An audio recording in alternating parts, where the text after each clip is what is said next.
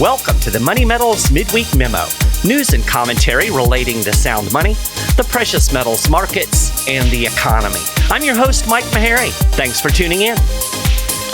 So, did you know that within a certain distance from the goal, it is impossible for a goalie to react to the puck? In other words, when you have a high-skilled player, say in the NHL, and he shoots the puck from a certain distance, usually somewhere around the face-off dots, top of the circle maybe, for those of you who are familiar with the hockey rink. When the puck is that close, there is no way for the goalie to see the puck and then respond, react, and make the save. It's physiologically impossible. The puck is going too fast, and it is too close to make a save in that way. And yet, watch hockey goalies, watch an NHL game. They make saves from that distance and even shorter all the time. How do they do it? Well, it's pattern recognition. Neuroscientists say that playing goalie is really more about recognizing patterns and then responding to what that pattern is telling us, even before the puck comes off the stick. It's more about that than it is actually seeing the puck and then reacting to it. So what do I mean? Well, basically over time, as you become more experienced in playing goalie, you see certain things happen over and over again. You know that when the stick is in a certain position, the hands are in a certain place, the player's skating in a certain way, that the puck is generally going to go in a specific direction. And so you learn to recognize that. And your brain actually categorizes and stores all of that information. And it can draw from it subconsciously. So you're recognizing the pattern. The goalie is seeing this pattern and then responding to that, not the movement of the puck itself. And that's why sometimes you will see a player score after he makes a mistake. He bobbles the puck or, does something that he didn't mean to do, stumbles. Oftentimes he'll be able to score because it actually throws off of that pattern recognition sequencing. It messes up what the goalie is expecting and then opens the door to scoring. So pattern recognition is important, and that's why it's important to study history. Right? Patterns emerge in history and they can help us anticipate the future. So we're not just reacting to what we saw a second ago. Now, the saying goes, history doesn't repeat, but it often rhymes. And I think that's very true. We don't see the same thing happen over and over again, but we do see certain themes that come up, certain patterns in history that help us recognize that when we see X happening, Y is most likely going to follow. Not absolutely, we don't have a crystal ball here, but it does help us to anticipate what's coming down the road. And that is the value in technical analysis, right? By a technical analysis, we mean looking at charts, looking at trends, saying, gold is well below its 200-day trend. That tells us that it is that it's oversold, which is actually the case right now. I will link to an article in the show notes page that talks about the fact that gold is oversold right now, and that from a technical standpoint may well signal another rally in the relatively near future. Now, we need a catalyst for that rally, and I discussed that in the article. But so patterns help us see that, and this technical analysis is valuable because of that. However, we now live in this world where time frames are extremely compressed, right? 2008 seems like a lifetime ago. And I've talked about this before. I've discussed it also with a couple of analysts that I've interviewed. The fact that we have a lot of people working in the financial sector now that don't remember what the world was like before the 2008 financial crisis. They therefore think that 0% interest rates are normal and that this interest rate environment we're in right now is actually a high interest rate environment. It's not. But they don't have the time frame. They don't have that historical perspective to see beyond, what happened in their lifetime. And, you think about 1980, if 2008 was a million years ago, what was 1980? That's ancient history. My dad was born in then, a long time ago. Now, I remember the 80s. I remember the 70s a little bit. I actually can remember the gas lines. I remember the news talking about, hyperinflation and those worries. So I have a little bit of a time concept, a little bit of a longer time frame. But even that, 1960, that's really not that long ago in the big scheme of things. So we live in a world now where time has been compressed. We don't see longer term patterns because we're not looking for them. We live in a 30-second news cycle, right? The last thing that we saw on X is what's driving the markets. The last social media post that Trump put out is driving the markets. And it also drives our decision making, often to our detriment, because we forget about long-term trends. We forget about consequences. It's interesting to me. I was watching some commentary not too long ago, and this was around about the time of the funeral for Iran's leader that was killed in one of the U.S. airstrikes early in that conflict. And apparently some of the Iranians were saying, "We're going to kill President Trump. We're going to kill President Trump," and people are shocked by that. Oh my gosh, Iranians how could they do that? What do you think they're going to do? I mean, the U.S. just killed their leader. Why would they not think that, right? So we have a hard time, for some reason, extrapolating consequences for things in this day and age. It's kind of strange. But all of that to say, we need to consider long-term patterns. We need to consider secular markets. We need to look beyond the 30-second news cycle. We even need to look beyond, gold is up or down, X amount this month or even this year, because a lot of trends, a lot of things that happen in the economy play out over a long period of time. They play out slowly. There's the old saying, I like it, I say it a lot, things happen slowly and then all at once, but that slowly is important, and we have to be aware of those things, and we have to look beyond tomorrow.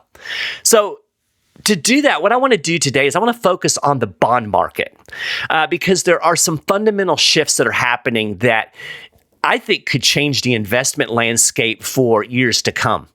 And, you might be thinking to yourself, Mike, why are you talking about bonds? This is a show about precious metals. It's about gold and silver.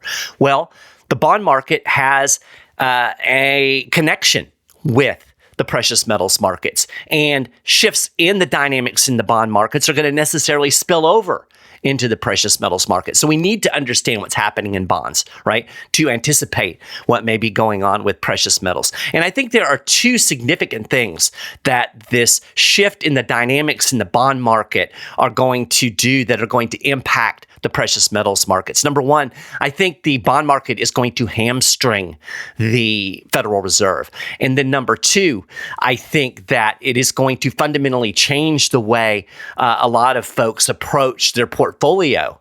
And the way that they distribute their assets in their portfolio. So those two things are significant. So we're going to get into that here in just a minute. But before I do want to take a second. Thank you so much for listening to this show.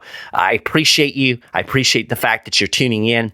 And thank you very much. If you would do me a huge favor, I would say thank you again. If you would go to wherever you're listening to this podcast and write a quick review, or if you don't have time to write a review, at least, give us the 5 stars or the thumbs up, and then take these episodes and share them on your social media channels. It will help us to grow the show. It's an easy thing that you can do. And if you're finding value in it, your friends are probably going to as well. So if you would do that, I would really, really appreciate it. So again, thanks for listening and really appreciate you guys. So I ran across an interesting survey by Morningstar the other day, and it found that 46% of Americans, so nearly half of the people in the United States, say they cannot afford to save for retirement right now. That's pretty staggering, but I get it. We're all feeling the bite of inflation. We're all struggling to keep up with rising prices. We all see our dollars going or not going further and farther. They're buying less and less. We have this constant currency devaluation. So I understand why people struggle to save. I've always struggled to save. But on the other hand, you can't afford not to save for retirement, right? Because at some point, you're not going to be able to work anymore. You're not going to want to work anymore. And this goes back to this whole long-term perspective. We have a hard time seeing that far down the road. But for you younger folks out there, I can promise you that your life is going to be much different in 20 years. You're going to feel different. You're going to be physically capable of doing things differently. You're going to be less physically capable, let's be honest, in all likelihood. So whether you perceive it now or not, you're going to want to prepare for that future where maybe you're not wanting to work full time. And Money Metals can help that. We can help you save a little bit at a time through our monthly installment plan. So the way it works is you commit to as little as $100 a month, and that money goes into your plan, and you can buy precious metals through it. You buy it a little over time. The metal is stored in our precious metals vaults, and eventually, over time, you will build a precious metals portfolio. And, $100 a month, you can probably figure out how to make that work in your budget. And then, over time, you're going to start to see that investment build up, and it will help you preserve your wealth over time. So check that out. You can go to moneymetals.com and learn about our monthly installment plan right there on the website. I will also link to it on the show notes page. So let's talk about the bond market. There is evidence that the underlying bond market dynamics have shifted toward a long-term bearish setup. So when I say long-term, I don't mean a week or a month, I mean years. And what this will mean is higher long-term interest rates despite central bank mechanizations. And of course, this has ramifications for an economy that is addicted to cheap, easy money. And as I've already mentioned, this could alter traditional portfolio balancing. And I'm going to kind of vamp here off of a research paper that was published by Massive Capital.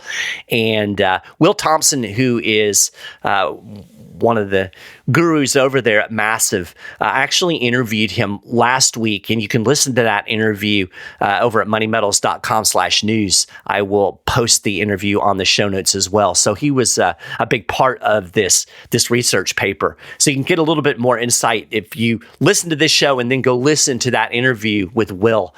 He will add a little perspective to it. But the paper argues that over the last 20 years or so, interest rates were primarily driven by monetary policy expectations. So in other words, people think that the Fed are going to cut interest rates. Well, then interest rates tended to go down. But today things are shifting, with long-term interest rates more dependent on geopolitical and fiscal risks as opposed to what the Fed or the central banks globally may or may not do. As a result, the bond market is being increasingly driven by investors seeking return instead of official sectors buyers such as central banks. So the people that are buying the bonds, there's been a huge shift in where that demand is coming from. And so this is going to have obviously an impact on how the market operates. This is what the Massive paper how they put it, how they kind of summed it up. The compensation component of the long yield, not the expected path component, the average of expected future short rates over the life of the bond, essentially the path the market thinks the central bank will set policy along, is doing the work. The marginal price setter has shifted from a price-insensitive official sector buyer to a private return-sensitive one, and the duration that used to absorb equity drawdowns now amplifies them when the shock is supply side rather than demand side. The implication is that the level of the long yield is no longer a clean read on policy expectations, and that lowering the policy rate cannot by itself restore either the term premium or the portfolio hedge.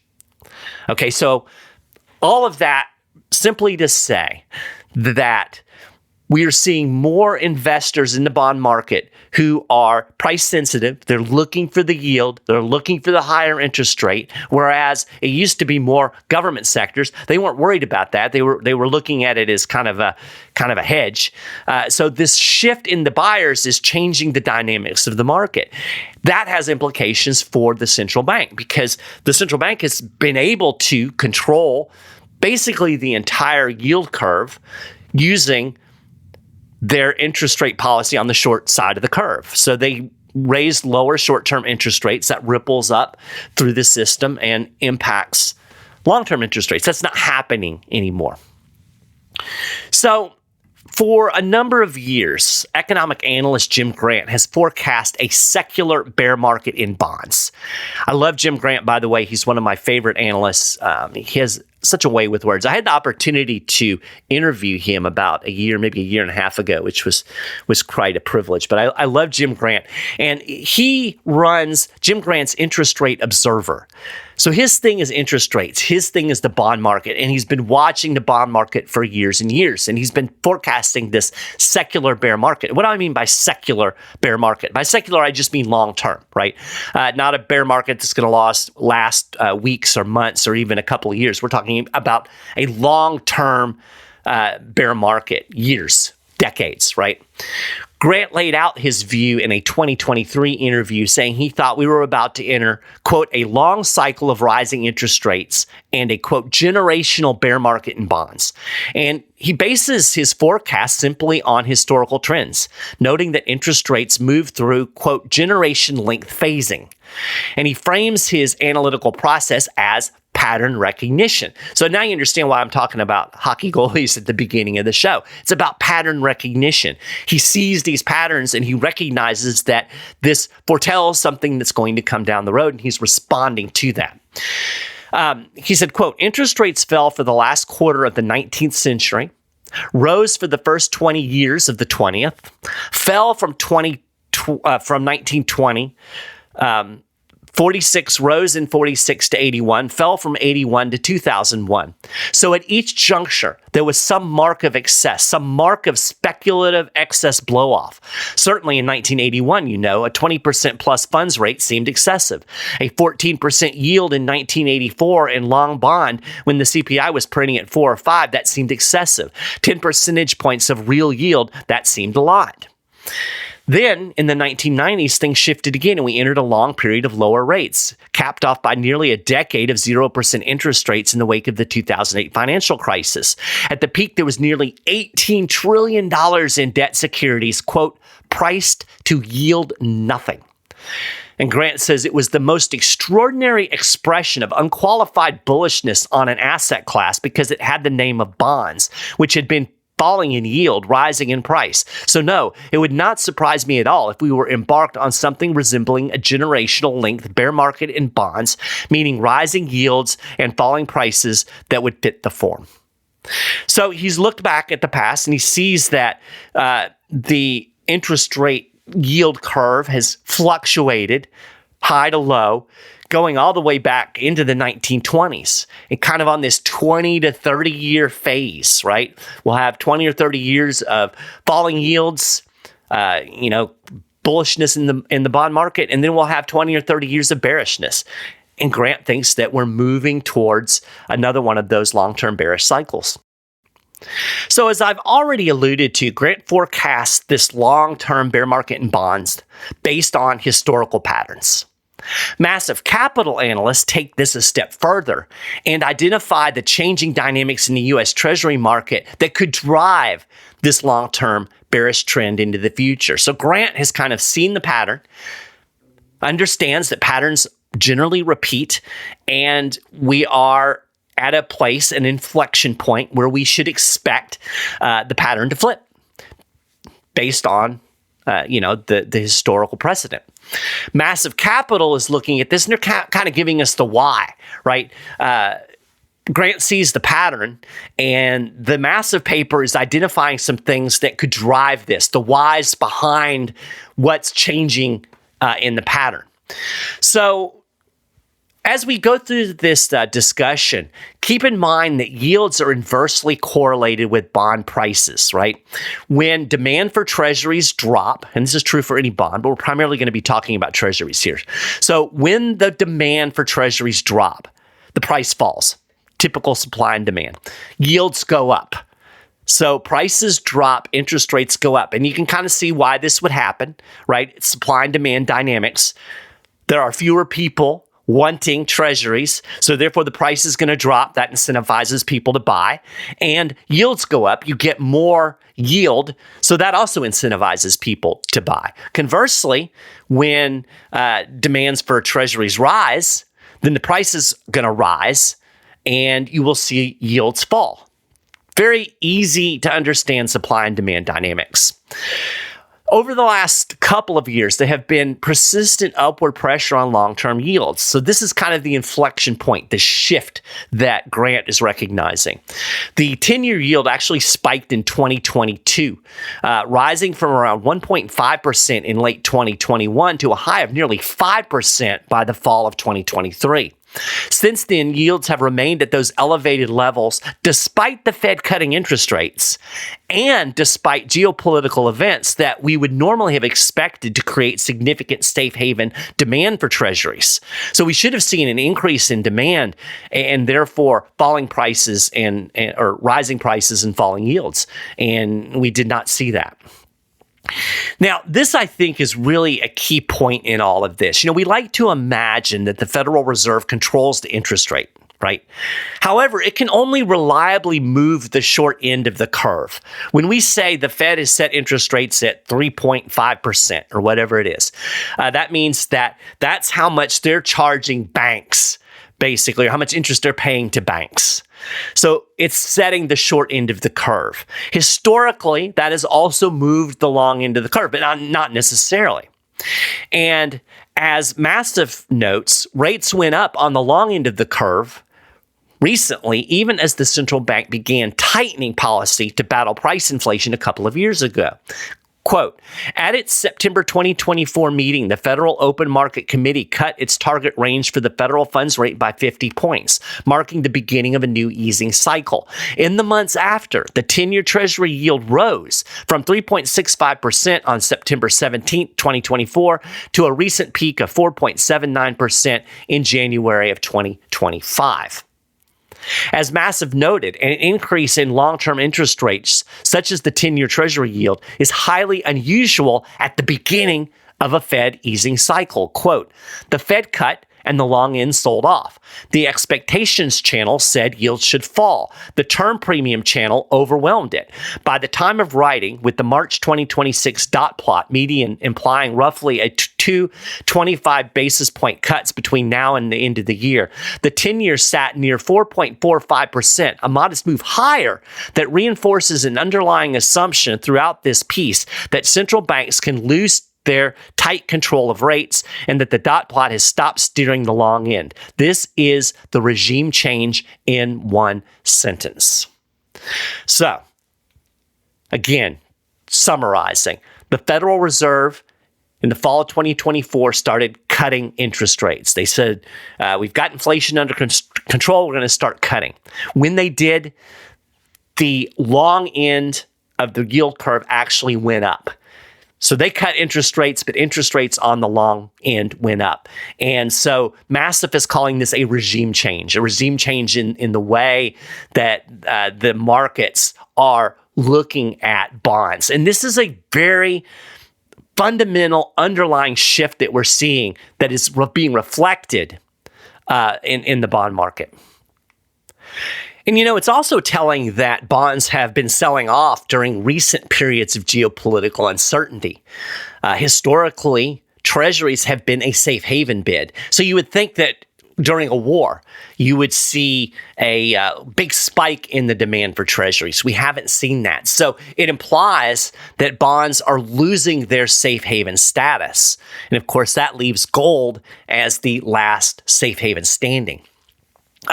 In fact, if you kind of watch the markets, treasuries have behaved more like a risk asset over the last couple of years. They've behaved more like equities. They've been correlating more with stocks than kind of being a hedge in the portfolio.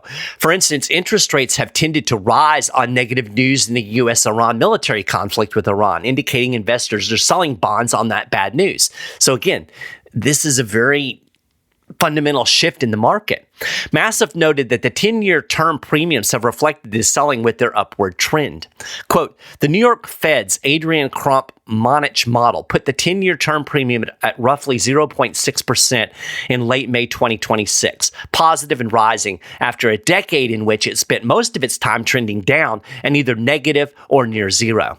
On January 13, 2025, the 10-year term premium reached its highest level since 2011, surpassing 0.8%. So he's talking about real interest rates really here, right? The higher term premium accounts for more than half of the recent rise in the 10-year U.S. Treasury yields, suggesting investors associated greater risk and uncertainty with investing in longer term debt. So in other words, again, simplifying what this paragraph is saying, in effect, people are now viewing long-term bonds as a riskier asset. They are asking for a higher rate of interest because they see it as risky holding these bonds for a long term. And this reflects a fundamental shift in the Treasury market that would seem to confirm Grant's belief that we are entering into this long-term bear market in bonds, and that it will manifest itself in a period of higher average interest rates. So the massive paper argues that there has been a fundamental shift in the parties that are driving the Treasury market, from official sector buyers who are relatively price insensitive to private investors who are chasing yield. We kind of touched on that at the very beginning of this analysis. So for decades, government and central banks have held U.S. government debt kind of as a safe asset. And that is starting to shift because many governments no longer view U.S. debt as safe, right? We just talked about the fact that the long end of the yield curve is reflecting this mindset that bonds aren't as safe as they used to be. They're more risky. So what is that risk? Well, there are two things. Number one, they're concerned about the United States' fiscal position, right? We're nearly $40 trillion in debt. We're constantly in deficit spending mode. There was another big deficit last month. I'll link to a kind of an overview about the deficit on the show notes page. Nobody's doing anything about the spending. They're just finding more ways to spend money, right?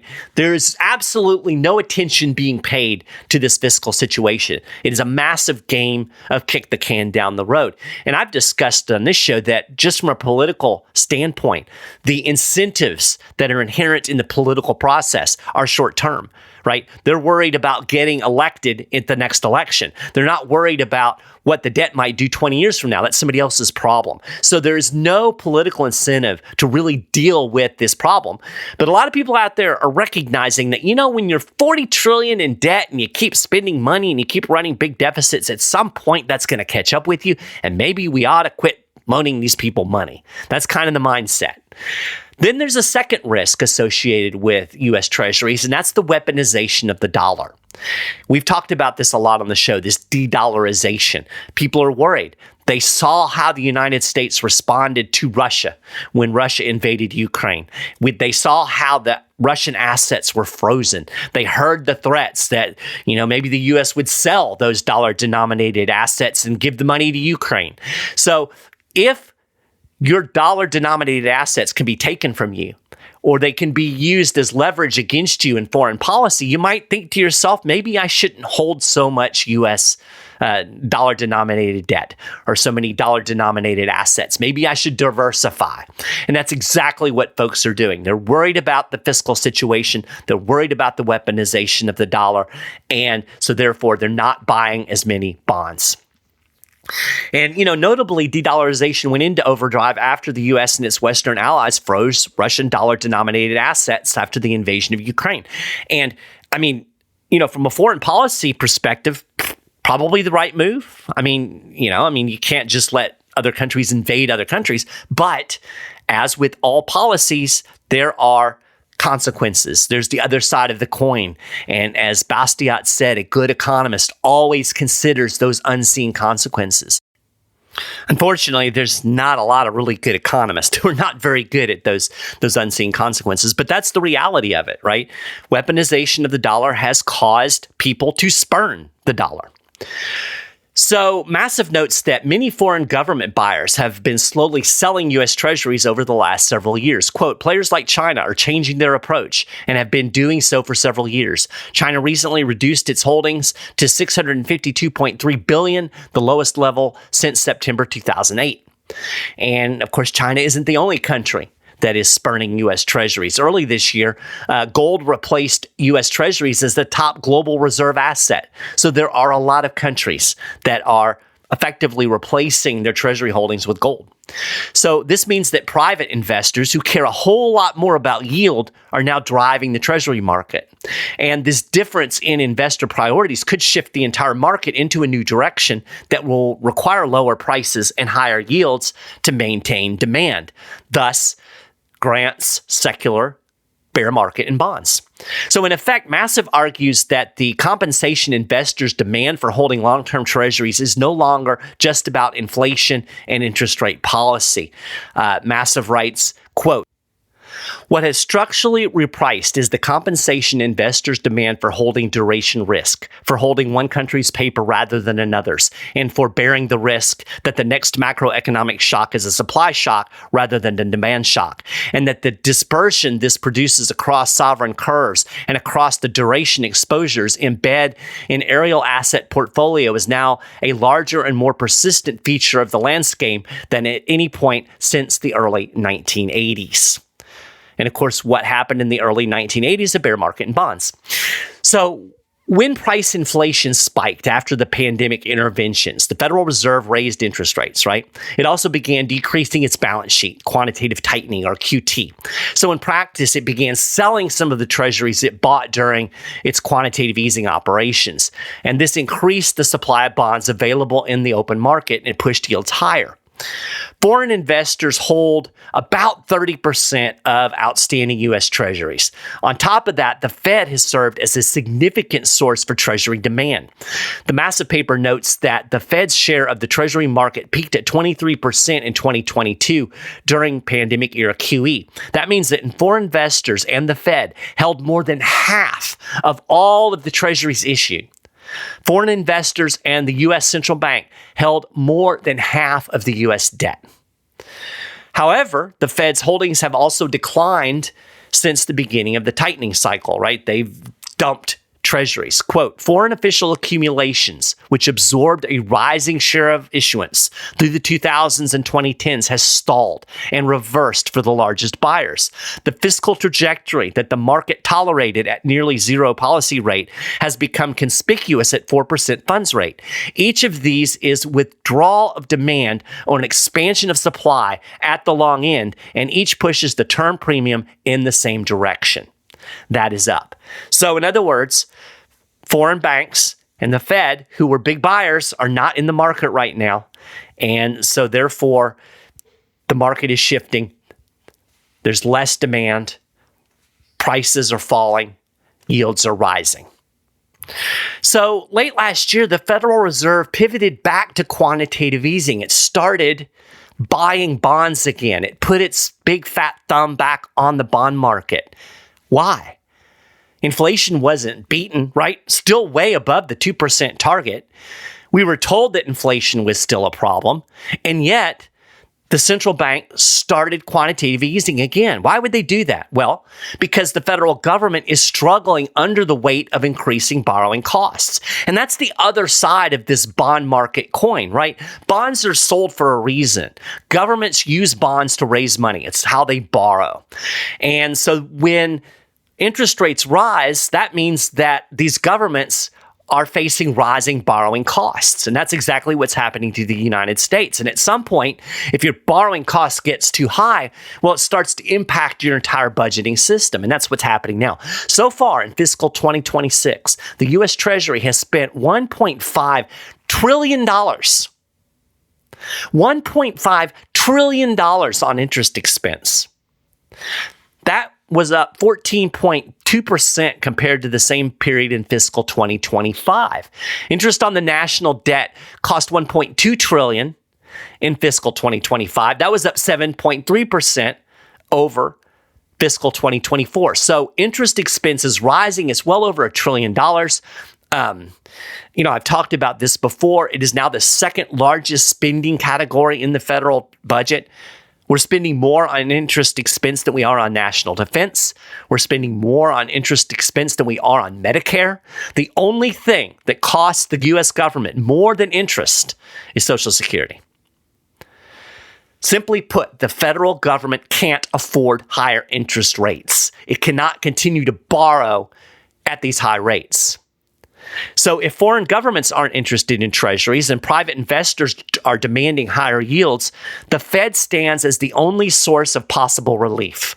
The U.S. central bank can step in and buy treasuries. It can fill the demand gap. It can drive rates lower. It can even engage in yield curve control by targeting treasuries of a certain duration. So for instance, it could go out and say, we're going to buy 10-year treasuries specifically, and that would lower that yield, or 30 years to lower that yield. However, quantitative easing requires what, ladies and gentlemen? Money printing. And what does money printing mean? It means inflation. It is inflation defined. And rising prices, both consumer prices and asset prices, will follow this monetary inflation. So this underscores the catch-22 that the Fed currently finds itself in. And you've heard me talk about this constantly. I probably mention this catch-22 every single show because I think it is one of the dominating dynamics in the economy right now. The Fed is stuck between a rock and a hard place. It's got to choose. It can tackle inflation and risk popping the debt bubble and toppling the economy, or it can try to keep the economy limping along with looser monetary policy. It cannot do both. Now, I'm of the opinion that when push comes to shove, the Fed will choose inflation. They will risk inflation to keep the economy afloat. That is what we've seen historically from Fed chairs. Now, we've got Kevin Warsh out there, and he's talking all hawkish, saying, we will not tolerate high inflation. Well, it'll be interesting to see what that tune sounds like, when we start to see the economy roll over. If the debt bubble actually pops, and it will, how's the Fed going to handle that, right? It cannot simultaneously do both things. And I think that this bond market may well hamstring the Fed. Warsh may want to tackle inflation, but if he has to deal with this rising interest rate problem and the issues that it's going to cause the federal government and its borrowing, he's going to have to accommodate the government. And we can talk about, the Fed is independent. They're going to do it. No, it's not a thing. We can look back at history. Remember, there are patterns, and we've seen it every single time. Even Alan Greenspan, gold bug, when push came to shove, he went to the easy money. He devalued the currency. He ran those low interest rate operations because that's what they do. Politically, they have to keep the economy afloat. They want to keep inflation under control. They want to keep inflation to a point that you don't recognize it. They want inflation. We've talked about that, but they don't want you to notice it. But if they have to choose, they're going to choose the economy. So there's another ramification that I mentioned. The first one was that the bond market may well hamstring the Fed. It may force the Fed to go in one direction. The second issue is that if we are moving into a secular bear market in bonds, it's likely going to require a change in the traditional portfolio approach. And that's where this really impacts the gold market. Well, it impacts the gold market because if the Fed is going to go back to monetary easing and money printing, then you're going to want gold and silver for your inflation hedge. So that's bullish for gold. And then, of course, portfolio rebalancing in this case would also be very bullish for gold. Now, historically, the conventional wisdom on Wall Street was a 60-40 portfolio, 60% of the holdings in equities, 40% in fixed income investments, primarily bonds. The theory is that these asset classes balance each other out, with stocks strengthening in a strong economy, bonds creating a hedge during economic downturns. But as already noted, bonds are increasingly correlating with equities. In fact, both are behaving more like risk assets. Massive actually noted the changing relationship between these two asset classes and the ramifications of this change in market dynamics. Quote, the rolling correlation between U.S. equities and an aggregate bond index, moderately negative for most of the period from 2003 to 2021, spiked to plus 0.5, the highest in the sample, in 2022, and has averaged near plus 0.6 since. The correlation regime based on interest rate expectations depends on the source of the shock. Demand shocks and flight to quality episodes produce negative correlation. Monetary policy shocks and inflation surprises produce positive correlations. In other words, when you start to see policy shocks and inflation, this tends to cause bonds and equities to begin to correlate positively instead of negatively. A geography-first regime focused on the quality of debt is mechanically a regime of supply shocks. When the dominant shock is a closed strait or an embargoed mineral, the duration ballast in a portfolio fails precisely when it is needed. So, complicated way of saying that we're seeing a pivot. We're seeing bonds and equities begin to correlate. We're seeing this because of the way people are perceiving risks. And we're seeing more of these supply shocks, a strait being closed, sanctions, geopolitical shocks, those type of things. And as a result, the traditional portfolio balancing isn't quite working because when we have these shocks, both equities and bonds are selling off. And this, I think, is precisely why Morgan Stanley CIO Michael Wilson recently suggested a switch to a 60-20-20 strategy, swapping half of the bond portfolio for gold to serve as a more resilient inflation hedge. And as Massive notes, this is what central banks are doing in effect. Quote, the revealed preference of the official buyer is now gold. Central banks have bought more than 1,000 tons annually for 4 years. And, we've talked about the central bank gold buying. The average annual central bank gold buying between 2010 and 21 was only 473 tons. So over the last 4 or 5 years, central banks have doubled the pace of their increase in gold holdings. So, again, this is because with bonds behaving more like risk assets, gold is the last safe haven standing. You can't depend on bonds to hedge your portfolio. You need hard assets like gold. And of course, the reasons behind this bearishness in bonds are also reasons to be bullish in gold, right? You need gold when you have high levels of inflation. You need gold when there is currency depreciation, and that's exactly what we have. We always have it. And I say this every week. I really want to drive this point home. One thing you can count on, long-term, short-term, medium term, the U.S. government is going to continue to devalue your money. It is a matter of policy. 2% inflation is literally devaluing your money more than 10% every 5 years. That is the plan. So you want to hold hard assets like gold and silver. You want real money that cannot be ground into the ground by government actions.